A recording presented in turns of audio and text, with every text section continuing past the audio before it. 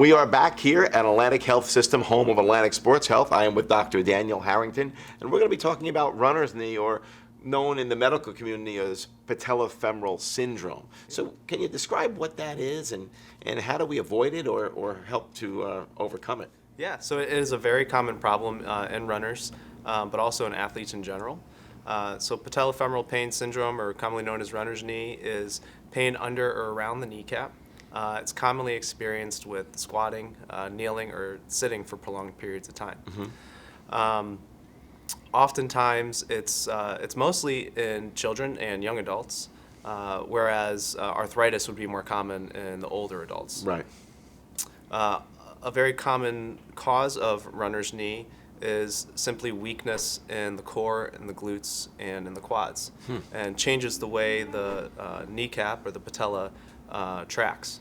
And so the prevention and treatment for runner's knee is strengthening those areas with a good physical therapy regimen. Also flexibility of the quadriceps, the hamstrings, and the calves will help as well. I mean, that's so important for people to know, weakness in the core, the glutes.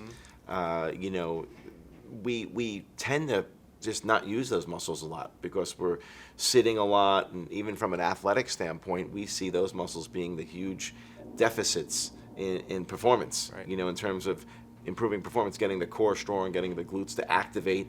So really important. Now, why there being a weakness there, how does it translate to patellofemoral syndrome, having that weakness?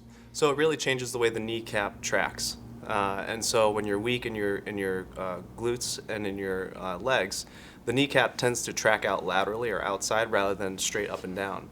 And that causes the kneecap and the femur to rub in a way that causes irritation. Well said.